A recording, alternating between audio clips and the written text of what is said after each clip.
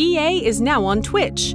Join us Wednesday nights when Alistair reads a bedtime story, and Sunday mornings for a few hours of chill casual gaming, plus interviews, special guests, pickup streams, and more. Visit twitch.tv/EA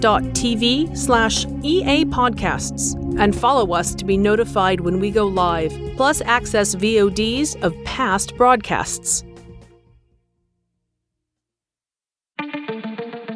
Escape Pod, episode 995.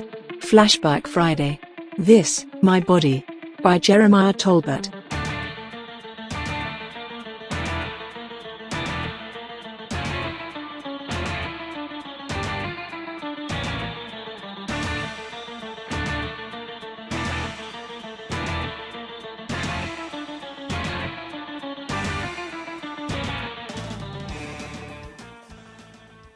Welcome to Escape Pod, the science fiction podcast.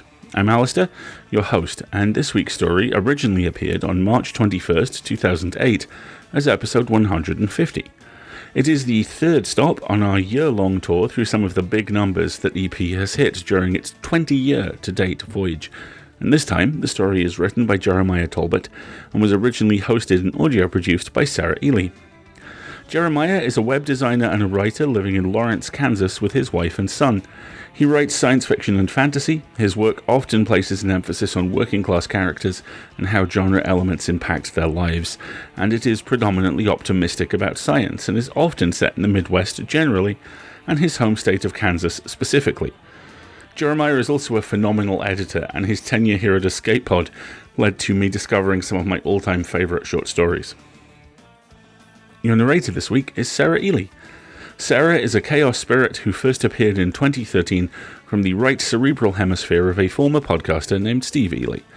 Best known as the founding editor and host of Escape Pod with the famous sign-off, "Have fun," Steve realized he was having more fun as Sarah and gave her the body for transition and general mayhem. Now much prettier than Steve and at least 70% weirder, Sarah lives in Atlanta, Georgia with her spouse Sadie and collects stories too fantastic to be fiction. If you ask nicely, she may even tell some of them. But you will have to ask very nicely. So, we hope you're hungry, because it's story time.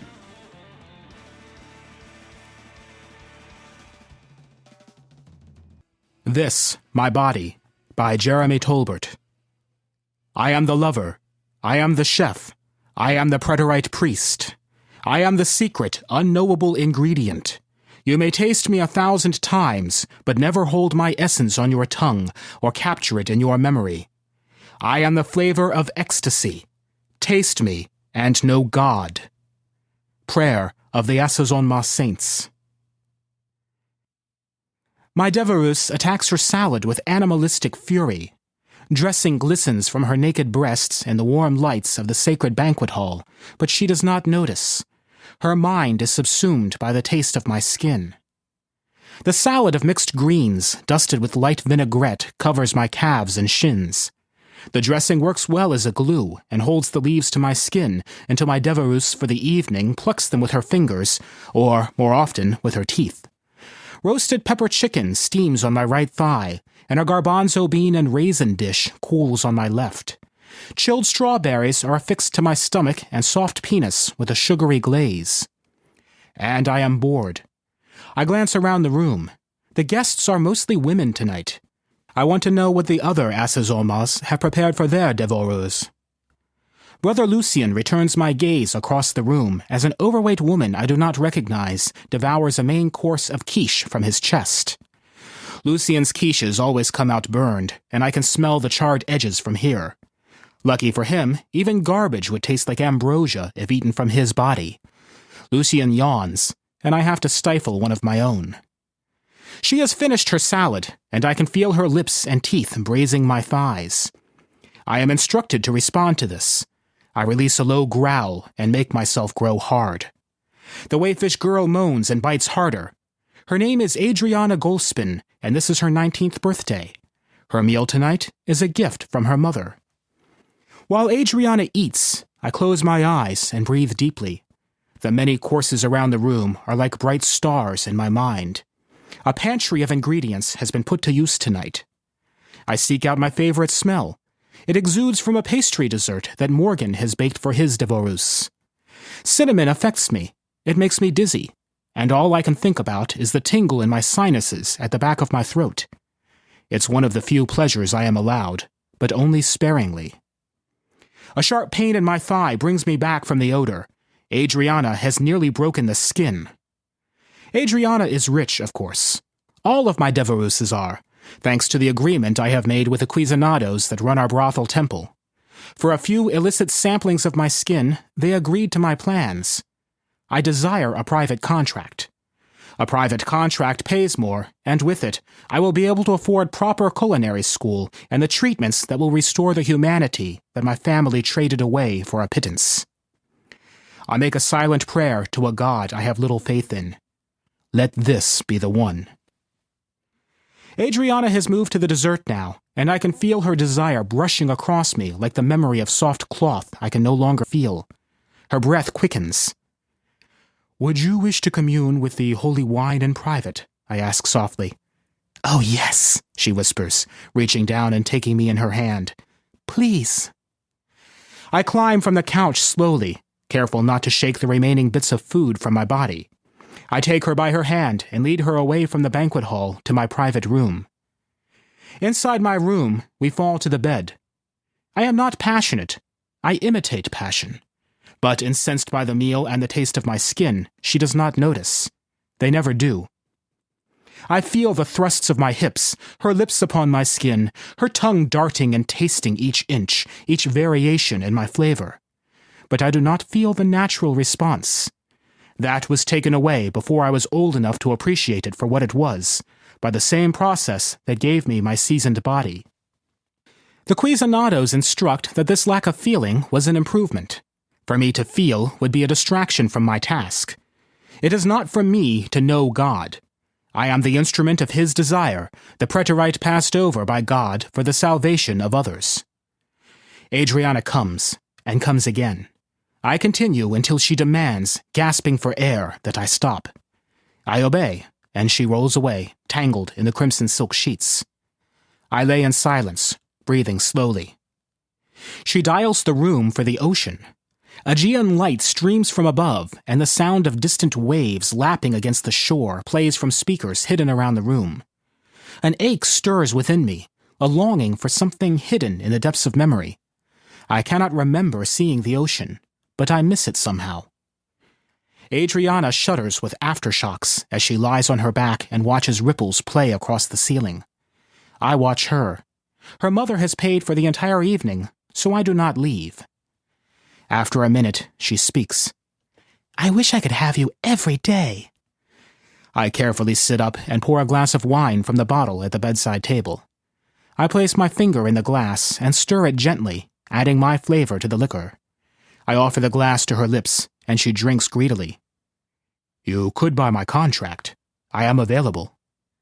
She sighs and rolls over to face a wall of holographic fan coral swaying in time to the crashing waves. "Daddy would never allow that. Mother has to keep her Esezoma at the villa." I swallow bitter words before I can speak them and sit silently. My taste is in her mouth again, and it won't be long before she wants more. I am colder to the prospect of more sex with her. I cannot enjoy it any more than any man or woman enjoys a job, but now I will take no satisfaction. She spins back to face me, grin like a shark across her face. The look makes me ill, but I chastise myself for the feeling. I should know by now that I am only the instrument, and her look is not for me. I force a smile and concentrate on making myself erect again. Sex is food, and food is sex.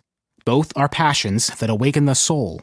Through holy ecstasy, we may know Him and His passion for us. This is the precept of the holy order of cuisine and flesh. I cannot remember my family, but my files say that they had been farmers, devastated by the heat wave famines. When the order came to offer relief, my parents sold me for an embarrassingly small sum. I am worth 1,000 times what they were paid. The order took me and prepared me to become an asezonma. Real chefs trained a group of us in the basic craft of cooking, which ingredients can be combined and which cannot, the principles of heat. 5 years of lessons, and I enjoyed them. It was the most food I had ever been allowed to eat. Next, the priests instructed us in the Word of God. We were taught to pray, but little else. The Cuisinados said then that we were too young to learn real theology. Even then, I saw the religion as a gloss on our existence. Puberty struck, and the Cuisinados stole me from my bed in the night. I do not remember the gene therapy.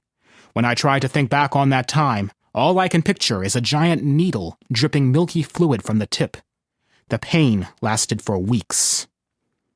My hair fell out, as is the case with all assaisonnements. I recuperated by taking hours of sunlight every week afterwards so that compounds in my skin would properly form into superflavonoids. Bathing was forbidden. Courtesans taught me the lessons of love, and always they were licking me, tasting me, following the development of my essence. I was locked away from all others. Even the Cuisinados could not resist my flavor. That was the beginning of my isolation from man and God. It was also when my true training began. Everything before had only been the Cuisinados passing time, waiting for me to ripen. I was next instructed to use my body in every part of the preparation of food. I mixed no ingredient without it having contact with some part of me, transforming it into the most holy of sacraments. As the therapy warped my body into God's instrument, as the teachers instructed me in the ways of flesh, my mind and soul became numb. What kind of God would wish for me to be molded into this form? What God wished for me to give up my own salvation to provide for others? I hated this life. I hated him. "Brother Antonio, please see me in my office," a disembodied voice commands, waking me.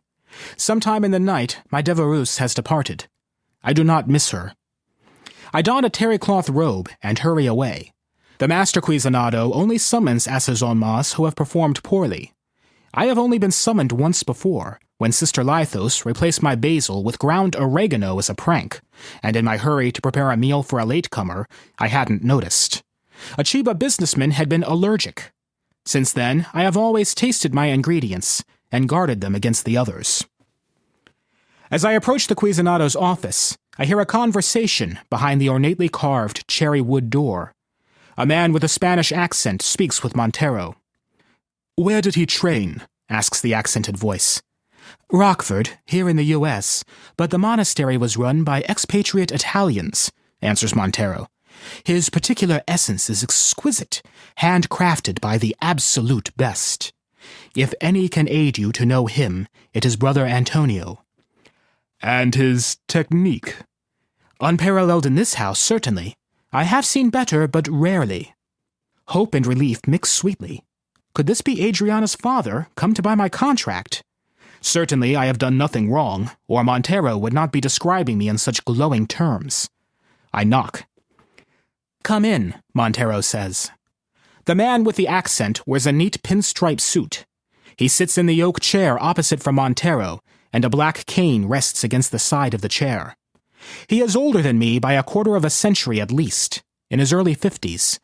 His features are Hispanic, a prominent jaw, black hair faded to gray at the temples, and a sharp, aristocratic nose. "Brother Antonio, this is Signor Escamilla," Montero says. "A pleasure to meet you," I say, glancing to the floor as I was taught. "He is rather handsome," Escamilla says. There is a hint of worry in his voice, and it slays the hope in my heart. "He is the best we have. He may be the best on the continent," Montero says, smiling. "Signor Escamilla may be interested in purchasing your contract, Brother Antonio." Some assaisonnements prefer men, and some prefer women. In that sense, we are no different from anyone else. For the most part, I prefer women, but my preference is meaningless in the face of such an opportunity. Eventually, Signor Escamilla will grow tired of my flavor, and I will serve out my contract for him as a disused possession. My debt to the Cuisinados will be repaid, the debts my family placed upon me. Most private contracts would earn me enough to pay for a reversal after a couple of additional years. "Taste him," Montero says, waving his hand at me. I step forward, and Signor Escamilla takes my wrist and licks the base of my palm, as is the custom. He is no amateur. Impressive. He drops my hand. However, it is not a matter of whether I like the taste. He's to be a gift for my Contessa. I am surprised to hear this. I would be a very expensive gift. Perhaps she could come to pray with me herself, I say, emboldened. Escamilla shakes his head and smiles lightly. That would ruin the surprise. From his look, it is clear that I am to be a toy, not an instrument of religious observance. I feel some relief at this. I am afraid I cannot hold him for you, says the Cuisinado. The word is out about Antonio, and I expect there will be a bidding war soon. Escamilla squints up at me. I concentrate on remaining still, tensing various muscles as I was taught. I will take him, Escamilla says, with a quick nod. I quickly collect my things, while Escamilla and Montero sort out the details of the transfer. My possessions are few.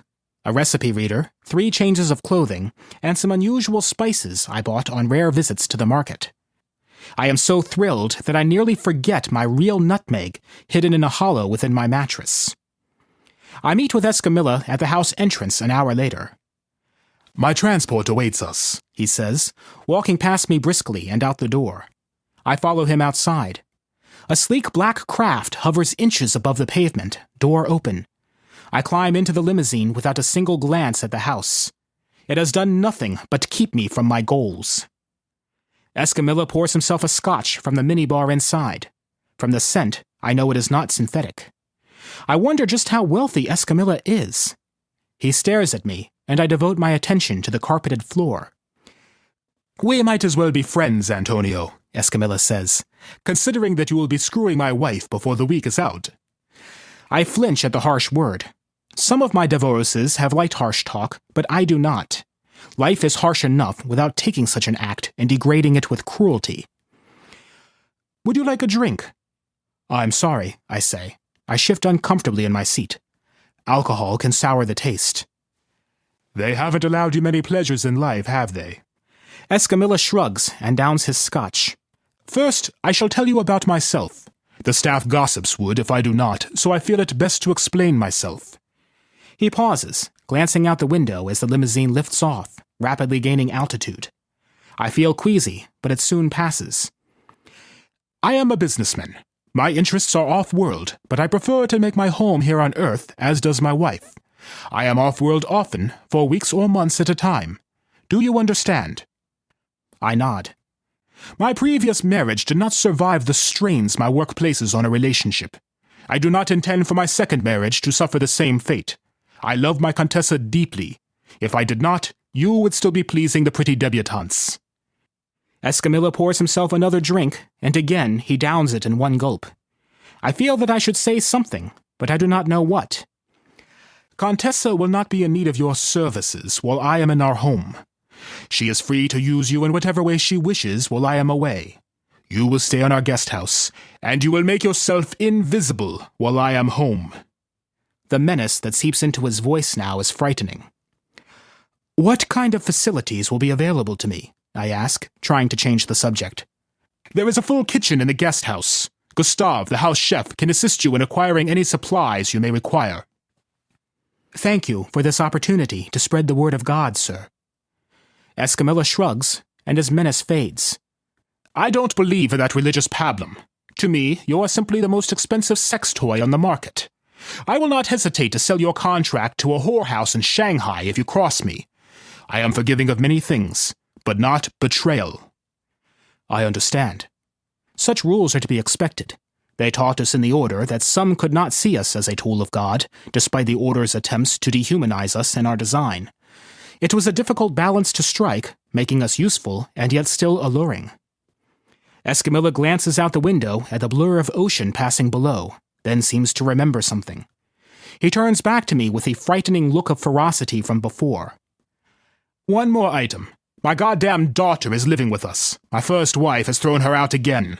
You are to have no contact with her. None. He smiles. Certainly, I say, but I can't ignore that his knuckles have turned white from the force of his grip on the ebony cane. A faceless bioservant directs me to the small bungalow at the rear of the estate immediately upon our arrival. I'm uncertain where in the world we are. It is night, and the grounds are surrounded by orange groves, and the air is warm here. Someplace closer to the equator, I decide. It was much cooler at the house. I never learned geography, except when it was necessary for choosing the best ingredients. I know of places like California, Italy, Spain, for their foods or wine. I pass the days in seclusion. I try to pray, but it makes me feel guilty. It is hypocritical to turn to him only in times of need, but at each turn of my fate, he has denied my prayers. If I am God's tool, as the Cuisinados believe, then he has left me in the rain to rust. I commit myself to performing in the manner that my Devorus desires. Any holy aspects of the equation are not in my hands, but in a greater power. If she desires a lover, she will get one. If she wishes to know God, I will have to deal with that when the time comes. I do not know him. I busy myself waiting for Escamilla to depart by indexing the kitchen's pantry and tools. Much of the cookware I send back to the house. They only serve as a bitter reminder of what I once believed I would learn. 2 weeks of waiting, and then, as I lay beside the pool soaked in the Mediterranean sunlight, an elderly maid with watery eyes named Susanna approaches, humming a cheerful tune.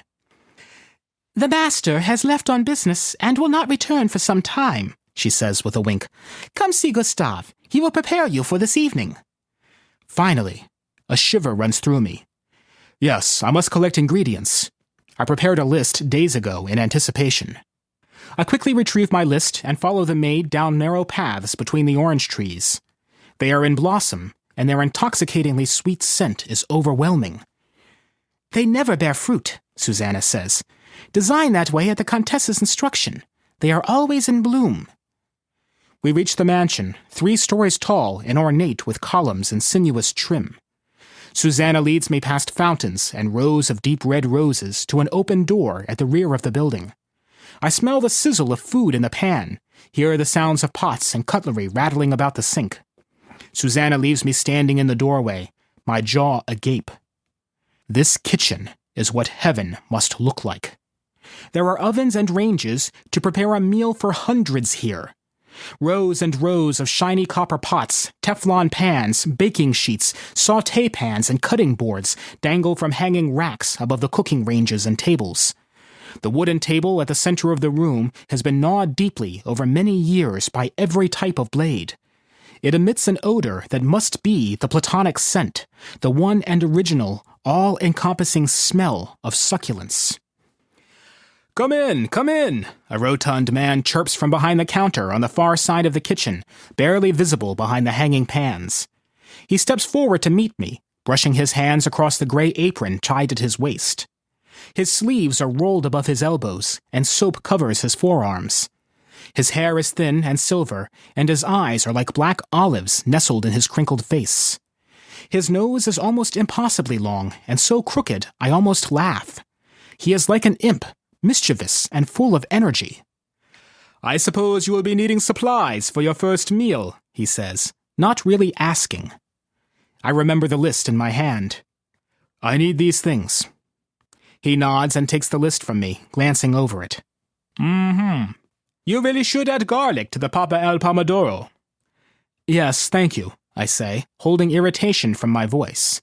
He clearly has no idea what I am, what my skin does for my cooking. Garlic is one herb I rarely use because it conflicts heavily with my own flavor, but I am determined not to insult the chef. "Very good. My name is Gustave, by the way."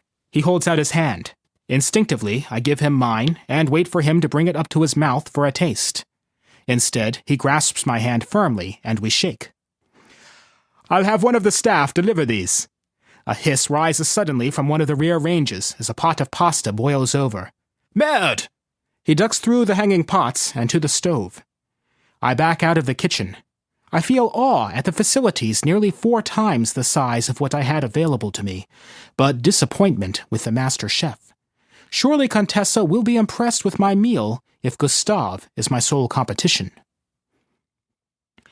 I check my recipes at least a dozen times, determined to make the best meal ever to grace her lips. I have decided this first meal will be spicy, yet delicate. I stir the cream soup with my finger for several turns and then replace the lid. I feel like I have forgotten something, and then I remember that I must prepare the chicken. I remove 2 breasts from a package in the cooler and rub them gently against my collarbone and the base of my neck, then down across my chest where my specialized sebaceous glands are most productive. Once the food has been tended to, I move to the bay window at the front of my home and watch the path through the grove, still keeping an eye on the cooking meal. I have never burned a dish, and I will certainly not on this night of all nights. Just before the sun sets, I see her, gliding down the path like a ghost. She is beautiful, staggeringly so, with long blonde tresses, pale skin. From the color of her skin and hair, I know what color her areoles will be, how sensitive to my touch they will be. Her body is like a cover of a book. My order training has given me the ability to read her completely. I cannot wait to turn the pages within her. As she draws near, I check the meal one last time, don a robe, and then wait for her knock. When it comes, my heart begins to race, and I struggle to bring it under control. When I open the door, she stands in the shadow as if embarrassed. I have seen hesitation like hers before, but it is simple to overcome. "Come in, please," I say. She shifts from foot to foot, her hands folded before her. Finally, she steps inside. Her eyes dart around the room, and her nostrils flare, filling with the scent of my cooking. "I am Antonio," I say, and offer her my wrist. "I am your assessor-ma." "I am Contessa," she says. Her voice surprises me. It reminds me of honey. I will enjoy letting her taste me, I decide, as much as I am able. "Are you hungry?" She nods. "Starving. Something smells wonderful." "Come," I say, leading her to the altar. The special reclining couch was installed before my arrival. I slip the cloth of the robe from my shoulders and let it fall to the floor. "Please, sit," I say, and indicate the chair beside the couch. As I leave for the kitchen, she begins to undress. The ripple of goose flesh across her arms startles me. I return with a salad applied and a bowl of soup in my hands. I have made a fine insalata mista and a heavy chowder with roasted peppers. Contessa sits before my bench stiffly, her legs crossed. I quickly place the soup on the stand beside my bench and take my place. Under my breath, I recite the holy prayer. "I am the chef." "Lean forward," I say to her with a half smile. I take a dollop of soup onto my finger and offer it to her across the space between us. Slowly, she leans in and takes my finger into her mouth, licking it clean. When her lips close down, her pupils dilate. A smile begins to warm the delicate features of her face. "I am the lover." The courses rush by in a blur. She devours the soup from the bowl of my hands, and then the chicken I tear into strips and feed them to her from my shoulder. For dessert, I offer her ice cream from my stomach. When I present it, she gasps. "Isn't that cold?" God has gifted me with an ignorance of such pain. The ice cream feels no colder or warmer than a person's touch. The nerves of my skin have been taught to lie, but only so much. We assessor-mas can still burn or suffer frostbite if we are not careful. "I am the priest." She says. She licks the vanilla from around my belly button. I watch her attack the dessert and marvel at the sudden dispassion I feel. I had half hoped that she would not give in to me so easily, as all my other devorees had. I had seen real courtships when couples visited the house together. They flirted and teased one another, taunting each other with their desires. But I am irresistible. She mounts me suddenly, even before finishing the dessert. I barely have time to flood the proper blood vessels and ready myself. Her body rises and falls, and with each motion, she leans in and takes another lick of the melted cream from my skin. "I am the secret, unknowable ingredient." "You must clean me also," she demands between gasps. I carefully lick the cream that is collected between her breasts, obeying but not feeling. "Oh my God! Oh my God!" Her stamina seems endless. Each time I expect her to slip away, she seems to regain her wind.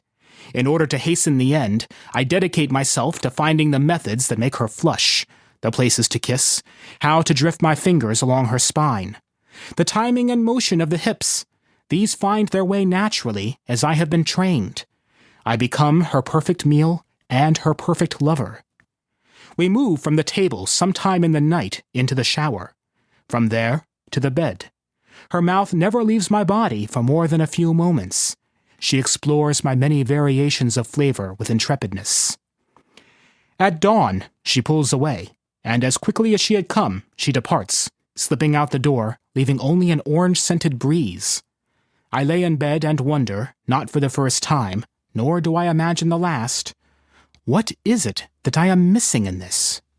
The sound of her moans, the sheen of sweat, and the wild look in her eyes, all of these things tell me something, dig beneath the surface and search for purchase on a cliff that has been polished smooth by the Cuisinados. I offer the reactions these things seek as a learned response, only to enhance her ecstasy, not in service of my own. I listen to the crickets sing from the poolside, searching my reactions, and I find something that surprises me. I am lonely. But for whom? I fall asleep to the echoing of the unanswered question. The first evening sets the example for the many nights that follow. Contessa visits every other night, and I learn to have meals prepared just before sunset. She storms in now, her voice more commanding with each passing night. She is taking possession of me, and I am conditioned to accept it, even enjoy it in a sense. Some nights she finishes the food I have prepared for her, but many nights she falls on me in the midst of the second or third course. I watch as she thrashes wildly atop me, fingers covered in chocolate. Her pupils are pinpricks of ink in blue seas. It is then that I realize what she is. We accessoires have a word for women and men like Contessa. Taste buds. Their sensitivity to our superflavonoids is so great that we are like a narcotic to them. Whose idea was I ask, in one of the few brief pauses between orgasms. She lies on her side, her lips locked around my left nipple. She sucks gently, casually. This is how she relaxes now. I hinted to my husband that an accessoire would please me, she says, letting me fall from her mouth. My skin cools as her saliva evaporates in the night air. It took him an entire year. Have you prayed with many of us before? I ask. She shrugs. A few. She presses her lips against mine. Let me taste your tongue. She probes the depths of my mouth, and I force my hands to run the length of her back. Am I just a drug to her? It is the ultimate achievement of the Cuisinados, for her to give in to me so completely. I have achieved the goal they have been seeking for decades. I am at once a sex object and a tool, and not the least bit human to her. Through me, he loves her, even if she does not reciprocate. I did not expect how bitter this would make me feel. She now visits me each night and also in the mid-afternoon. My muscles begin to ache from the effort of pleasing her. When she announces one morning that she is to visit family in Asia, I am intensely relieved. For the first time in weeks, I sleep in. I subsist on the leftovers that have accumulated in my stores from the nights when Contessa cannot contain herself, which has become nearly every night. I pass time reading from a collection of traditional cookbooks in the house's net, the only material she has seen fit to give me access to. I have no vid in my bungalow, and I do not enter the house except to visit the kitchen.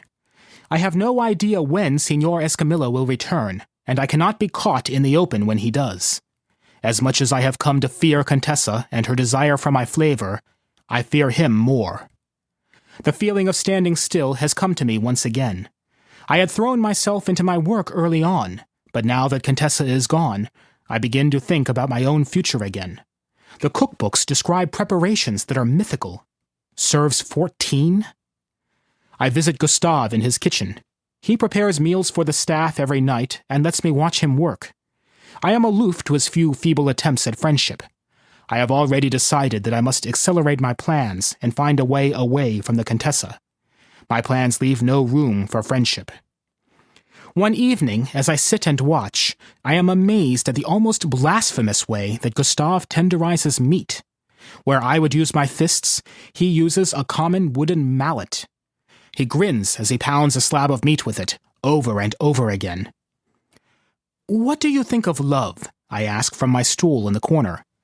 "You have too much time on your hands if you are thinking about that." Gustav tosses his steaks on the grill and wipes his hands dry on his apron. "Do you know what your problem is? You define yourself by what you do. You need a hobby. Some of the staff gather to play poker. We could use another." I shake my head. "I played poker once. They accused me of marking cards." Gustav laughs. "We'll make you wear gloves. All problems have solutions, you know." I don't think cards are for me. The only thing I enjoy is cooking, but I am my own crutch. If something doesn't turn out right, I touch it a little more. You never do that. He shakes his head. "Terrible. You'll die of old age before you're 30. Listen to me, my friend. I know something about these things. Love is nothing but trouble, and every man needs a hobby. And you're right. Your skin is a crutch." He grins. "Just forget all that stuff, will you?" I sigh. "I'll forget about it if you teach me how to do what you're doing to those vegetables." "Come over here, then." I do. I'm careful not to ask the questions that I wanted to ask. What is love like? And how do you fake it? Another week passes, and Contessa has not returned. I surprise myself by missing her company. Besides Gustav and Susanna, Contessa is the only person with whom I have contact. I cannot sleep in her absence. I have read every cookbook 3 times over, and, unable to sleep, I decide to explore the Escamilla house. If I don't find something to do, I will go crazy. Remembering what Gustav said about the poker game, I wander to the house. The kitchen is empty and dark, and I pick my way through into a large dining room that seats 100 people. It too is dark, but I can imagine the glamorous meals Gustav has served here. I pad through the empty halls of the large house, up and down staircases, searching for something that might somehow qualify as companionship. I listen for the sounds of life, and at first the halls are quiet. Then I hear the bubbling sound of canned laughter. A vid is playing somewhere, and by the sound of it, it's playing my favorite kind of show, a sitcom. Everyone on a sitcom is happy. I follow the sound to a crescent of light spilling out under a door just cracked open. I peek inside. The room is decorated sparsely. A black leather couch, real leather, sprawls in the center of the room, facing a wall-sized vid screen. Larger-than-life characters make quips at one another. The canned laughter fills the room, echoing from the corners. In the glow of the vid, I can just make out the figure sitting on the couch. She is everything that Contessa is not, at least in appearance. Her hair is black as well-used cast iron, and her skin is dusky-toned. She is composed of compact curves and youthful softness. I start to back away, realizing who she must be. I picture Escamilla's white knuckles. His daughter speaks without looking away from the vid. "Come in." "I'm not supposed to talk to you." I take another step back. "You're my stepmother's gift. That must be awkward to be given to another as a gift." She turns to look at me, and I glance downward. "Aren't you supposed to be a kind of priest? What kind of priest fucks his parishioners?" Her words sting like vinegar. All I have to answer her with are pre-programmed responses. "The order believes that passion is the path to God. Accessoires are instruments for this purpose." I have stepped into the room. What am I doing? "The order believes?" She raises a thin, black eyebrow. "I believe it as well. Just being near her is filling a void of companionship within me, but leaves a pit of fear instead." "I was looking for Gustav."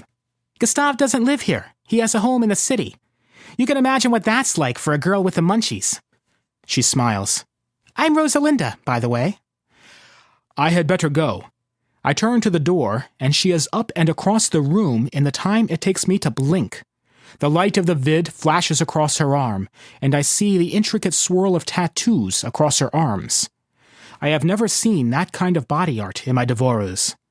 It is marvelous how after so many years and so many women, this one stands out so readily. "Wait just a moment." She leans in slowly. I am frozen. Her tongue darts from between her dark lips and daubs my cheek. She withdraws, making a face. Too bitter! She waves her hand. You can go. I am too stunned to say anything. I back into the hall, and she softly closes the door in my face. Her eyes never leave me. The kitchen is quiet, except for the crackling of the ancient stone oven. I come here more and more often now. I cannot avoid Contessa entirely, but she cannot expect me to be in my room at all times. So, my friend, how is life on Ranchero Escamilla treating you these days? Gustav kneads the dough with a rolling pin. I cannot take my eyes away from the tool. I've been cooking for two again. I assume Senora Escamilla has returned. I nod. Indeed, she returned 2 weeks ago, and I have barely had a night of rest since. I can smell the other accessoires on her skin. I wish that they would have eroded her passions for me, but instead they have strengthened it.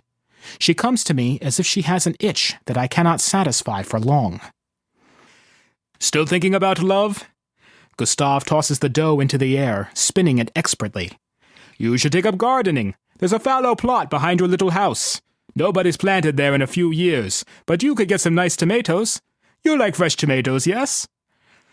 The ones you bring me are fine. It doesn't matter anyway. I could serve gruel and she wouldn't notice. Gustav cocks his head. Oh? I decide to confide in him. There is no one else. She scares me, Gustav. She needs something I cannot give her. I am one of the most skilled in my order, but I cannot satisfy her.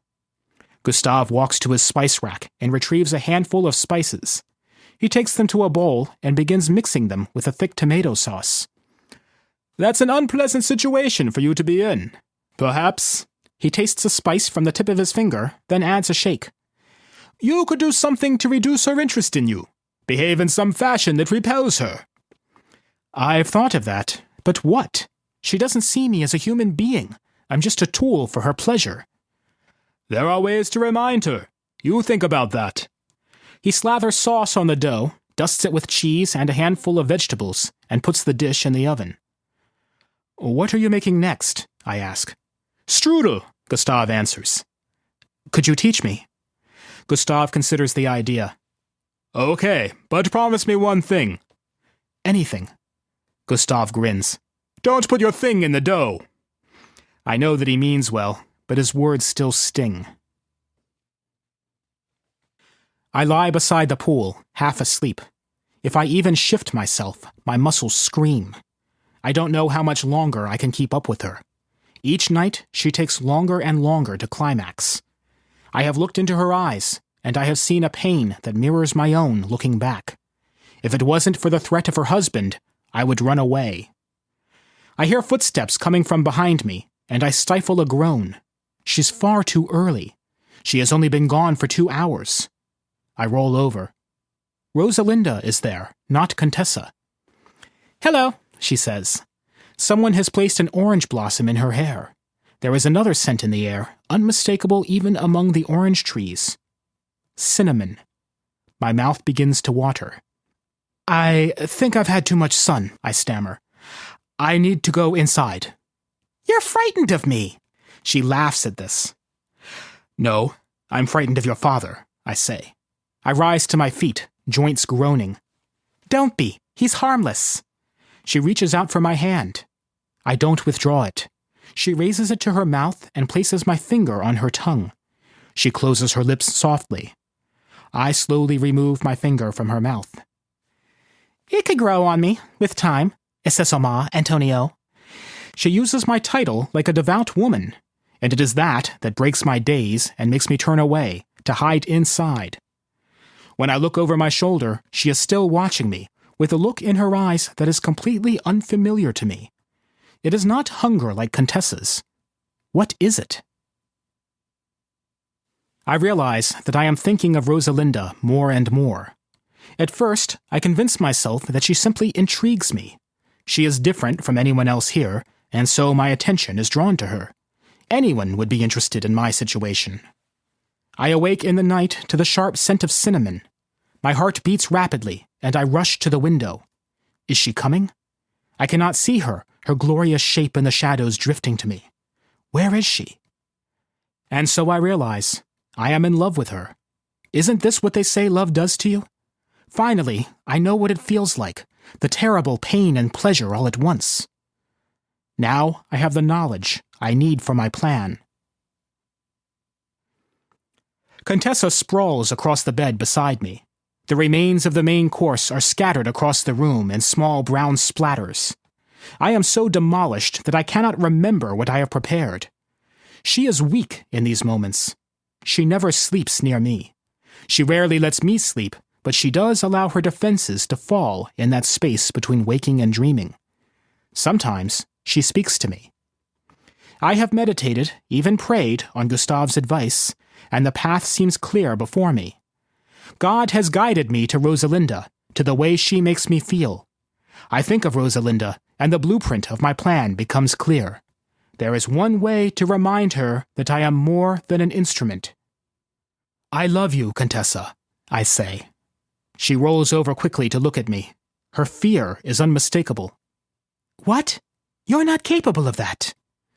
I laugh, my bitterness spilling out into the room. I cannot be aroused, but I can love, Contessa. Come away with me. Leave your husband. The lies are like acid on my tongue. It is the only way to save her, I tell myself. The only way towards freedom for the both of us. I can't, she begins to say, and then she sobs. It is as if I struck her across the face. I can't. You can't. You were supposed to be his instrument. I can't think of the words to respond to her accusation. She is a believer? Contessa, She leaps out of the bed, gathering her clothes frantically. It's sacrilege! It's blasphemy! She runs from the house, and my front door bangs behind her. I can hear her great, racking sobs even as she runs up the path. I lay back onto the bed, listening until the sounds fade away. I cannot think. What I feel, I cannot understand. Have I sinned? I turn away from the answer to my question as soon as I think it. I wake to the sound of a quiet knock at the door. Good, I think. Contessa has come back. I can tell her it was all a lie. I think I understand now. Her search, through me, it terrified me. God has given me a challenge, and I have failed. She must give me a second chance. I hurry to the door, throw it open. Again, there is Rosalinda, where I expect my Devereux. The mixture of feelings in me resolves into something alien. I want to reject it, expel it from my heart. It clings steadfast within. My skin flushes for the first time since I was a child. Rosalinda steps inside and slams the door behind her, shoving me backwards. I stumble, but do not fall. Do you really love her? What? I cannot understand how these Escamilla women always say what I do not expect. She can't love you! Rosalinda's voice is frantic. You can't love her, she says more calmly. It's against the rules. No, I say. I can't. I don't. Then why did you say that you did? Are you trying to ruin yourself? Her voice is shrill and incredulous. Yes, I shout. The word echoes through the bungalow. I remember once thinking it large. Now it seems so crowded. I am afraid of her, I whisper. For her. At first, I thought she used me as a drug. Now, I know she wants something I can't give. Absolution. I don't believe.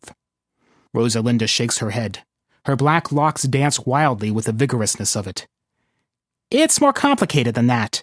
She thinks God owes her an explanation for terrible things she's been through. I don't understand. She sighs. You have to tell her that you don't love her. You have to tell her the truth. I will, I say. The truth. It's rising in me now. The words are coming to my lips. Rosalinda, I love you. You're confused, she says, looking away. Ever since you called me bitter, I say. You're unlike any woman I have ever met. You don't succumb to me. So you fall in love? Over something so simple? I was only flirting, you idiot. I don't love you. You're attracted to me, I say, desperate now.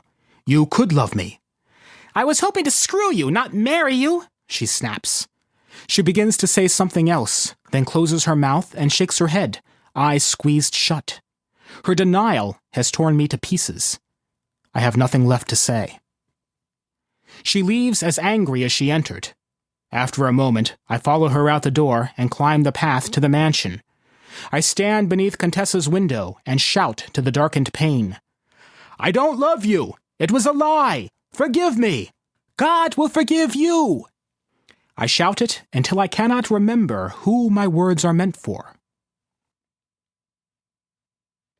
Near dawn, I stagger to my bed in a mindless daze and fall into a deep sleep. I awaken to the sound of footsteps and squint out from beneath the covers. Signor Escamilla stands silhouetted by the window, his long black cane raised above his head. I lift my hands to cover my face, but the blows fall like iron hail. Pain blossoms and wilts across my body. I warned you! Escamilla's blows are furious. Before the cane strikes me across the head, I am dimly aware that I am screaming Rosalinda's name. More loud hammering at the door rouses me to consciousness. I pull myself to my feet, gasping at the sharp pains in my sides, and stagger towards the door. I pass a fractured mirror in the foyer, fractured as my own appearance. A trail of crusted blood runs from my nose to the corner of my mouth. Both of my eyes are blackened. Bruises cover my torso, long purple strips the width of Escamilla's cane. I gingerly touch a rib and flinch. How had it come to this? How could I have strayed so far? The knock again, softer now. I open the door carefully, just a crack. Gustave's broad face peers in. His rheumy eyes widen, and the old chef gasps. He pushes inside. I don't have the strength to resist, and fall back against the wall, sliding down into a crouch. Gustave closes the door quietly. He wears ordinary clothes, not his working whites. A small bundle wrapped in paper is tucked under his arm and crinkles quietly when he moves. Poor Antonio, Gustave whispers. He bends down to examine me. Indeed, poor Antonio. I am the abused tool, snapped in half and thrown aside. A broken knife that has cut its master. You'll never have quite the same good looks, but you'll heal. The broken nose will give you character. He makes a failed attempt to smile. I can't be the priest or the ingredient any longer, I croak. No, Gustave agrees. You cannot. They are all in agreement of this. They? They think it would be best. Gustave pauses. I feel his coming words chipping at me like ice picks. If you were to be released from your contract, fully paid, they've sent me this. He offers me the bundle. There's something there for me as well, the old man says quietly.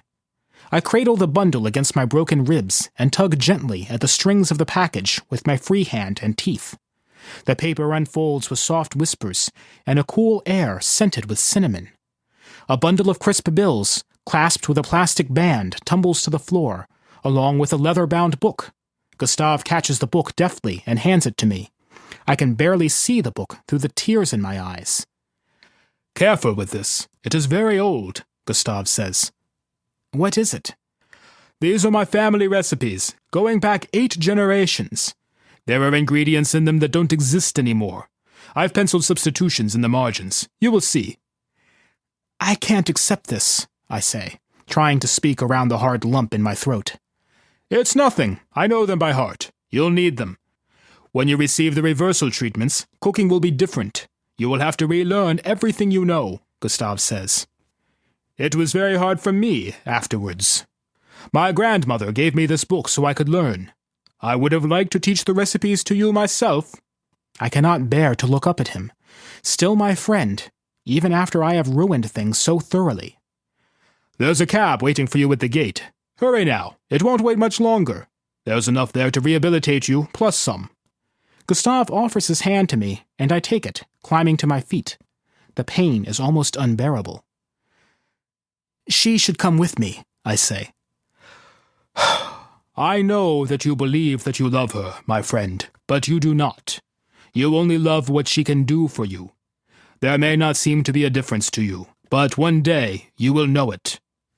Gustav nods to himself and opens the door. Go, friend. But one last bit of advice from an old man.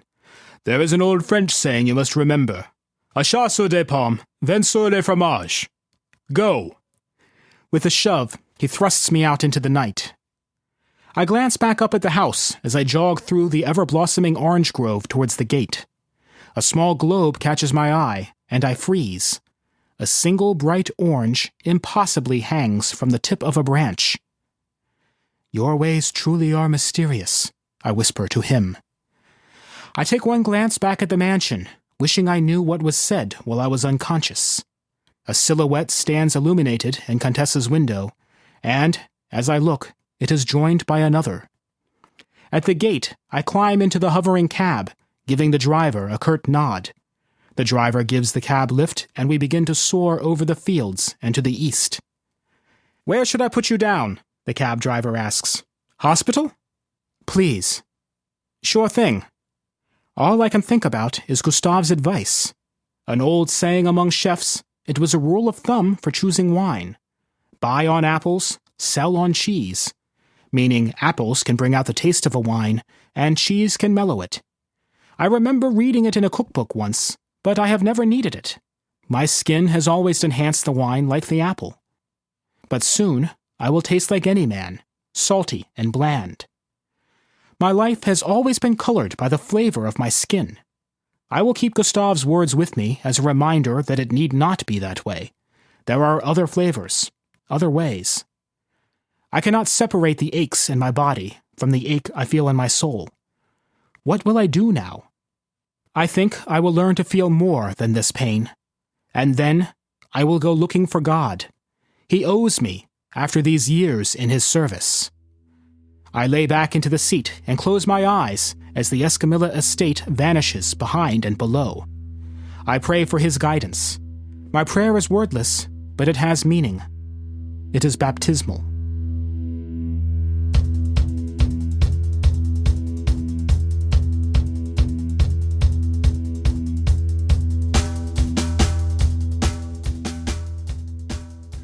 I love going back through the early episodes and finding connections between them and here and then and now in particular.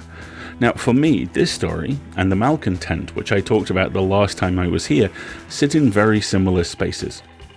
Both are concerned with people unaware of their privilege becoming all too aware of it. Both are about waking from toxic masculinity and naivety. Both are about what happens next, and both are very concerned with what happens next being simpler and more hopeful than what has come before. Looked at a certain way, that's an answered prayer. Looked at another, it's a cultural conversation we are 2 decades into, and as a result, we can now see things quite differently. The simple fact that this story talks about sex and explores the nature of it and what makes it great and complex, and at times toxic, is something that's still relatively new in mainstream fiction. This is the point where some folks will start citing stories from the 50s on up, and that's legit. Much like trans folks, gay folks, and neurodivergent folks, sex has always been in human culture. It's just where we find it, approach it, and acknowledge it that changes those concepts and how we look at them. This story was one of my first exposures to intimacy as a storytelling device, so for me, it functions as one of several trailheads. I really like how Jeremiah blends intimacy and identity into the sort of post-scarcity culture so beloved of Roddenberry, Clarke, and Banks. A pseudo-utopia from one angle, a place where people are genetically altered to be literal cornucopia from another. Jeremiah is a great writer, and I love how he explores this idea and never lets us, or his characters, quite lose sight of where they came from in order to understand where they are. It is unbelievably easy, in genre spaces, to be the sort of conservative that has some questions about whether people with different skin colors or sexual organs or gender identities or names should have the same rights as middle-aged white men who know how to spell church but couldn't find their faith, hope, or charity if they sent their Twitter followers to brigade it. It's much harder to be conservative in a manner that is honest and respectful and kind, using the past not as a cudgel to wield, but as a course correction to be aware of. Cake all the time is just spun sugar and carbs. The 20th orgasm of the week is a little like the 20th car ride. You know you did it, but your brain often doesn't bother holding onto the memory. That's not bad, but it's only one way to be, only one way to do things. Jeremiah using older, more hands-on cooking methods as a connection to personal honesty and self-care is another, and it's one I have personal experience of. I don't have a tenth of the anxiety I had when we ran this story the first time in my personal life, and a huge part of why mirrors this character's journey and the discovery of cooking as coping. But that brings me to the two barbs of anxiety that this story still has deep in our flesh. The first is the colossal shift away from the open discussion of sex and intimacy in cultures towards the sort of Gileadian approach that we are all endlessly, it often seems, being subjected to now. As I write this, the UK Prime Minister has broken countless election promises to appease people who hate him and hate the trans community only slightly more. By the time this story runs, I'm sure at least one other world leader will have done something as stupid, short-sighted and bigoted. Who knows, maybe it will be my guy's turn again. And then there is the economic point. Sarah's outro, briefly touching on the importance of podcast novels succeeding so they can establish a precedent for future podcasters to add novels to their working patterns, plays 20 years down the line rather like that moment in Star Trek IV where Scotty cracks his fingers and says, "A keyboard! How quaint!" I don't mean that in a pejorative or mocking manner either, and I choose the words I use to describe this very deliberately, because step across and terms like it are pejoratives that lead to things like a panel discussing whether podcasts are the new fanzines at a major convention in 2025. It's easy to sound cynical. It often feels compulsory to sound cynical, but the truth is, this episode captures the dawn of a new age, one we are now 20 years into. We don't have flying cars. Odds are we never will. But we do have Scott Sigler still producing books. We have numerous podcasts adding print collections to their resumes, and we've got an inconceivably thriving audio drama circuit. I'm going to 2 podcast live shows this year, and the only reason I'm not going to a third is it's the night before I have to travel to one of those first 2. It's going okay.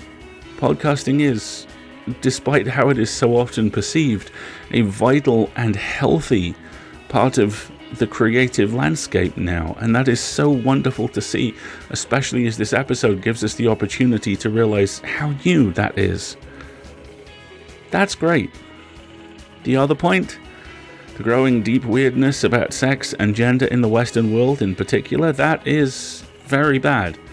It's almost as bad as it can get, and there are strong indications it will get worse. So please, don't let it get worse. Be brave, like the main character here. Control your agency. Choose your diet, nutritional and cultural alike, on your terms, no one else's. Thanks to Sarah and Jeremiah. As is always the case, we rely on you to pay our authors, our narrators, and our crew, and to cover our costs. We are entirely donation funded, and last year that changed in some very exciting ways when we became a registered US non-profit. We ran a great end-of-year campaign in 2023 to raise awareness about all the new ways you can help us out, including the fact that if you pay taxes in the US, you might be able to claim a deduction. Check out the short Metacast on escapeartists.net for more ideas and how to get in touch if you think of something else that's more meaningful to you. One-time donations are fantastic and gratefully received, but what really makes a difference is subscribing. Subscriptions get us stability and a reliable income we use to bring free and accessible audio fiction to the world. You can subscribe for a monthly or annual donation through PayPal or Patreon, and when you do, not only do you help us out immensely, but you get access to a raft of bonus audio. You help us, we help you, everything becomes just a little easier.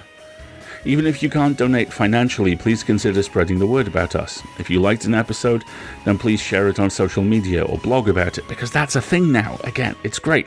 Or if you have a newsletter, write about it in that or leave a review. It really does all help. Escape Pod is part of the Escape Artists Foundation, a 501c3 nonprofit, and this episode is distributed under the Creative Commons Attribution Non-Commercial No Derivatives 4.0 International License. Download and listen to the episode on any device you like, but don't change it and don't sell it. Theme music is by permission of Anders Manga. Join us next week for the first part of Sanctuary by Alex Ames, narrated by Eric Valdez, produced by Summer Brooks, and hosted by Valerie Valdez. We leave you with the immortal words of Anthony Bourdain. Travel isn't always pretty. It isn't always comfortable. Sometimes it hurts. It even breaks your heart, but that's okay. The journey changes you. It should change you. It leaves marks on your memory, on your consciousness, on your heart, and on your body. You take something with you. Hopefully, you leave something good behind. We'll see you next week, folks. Until then, have fun.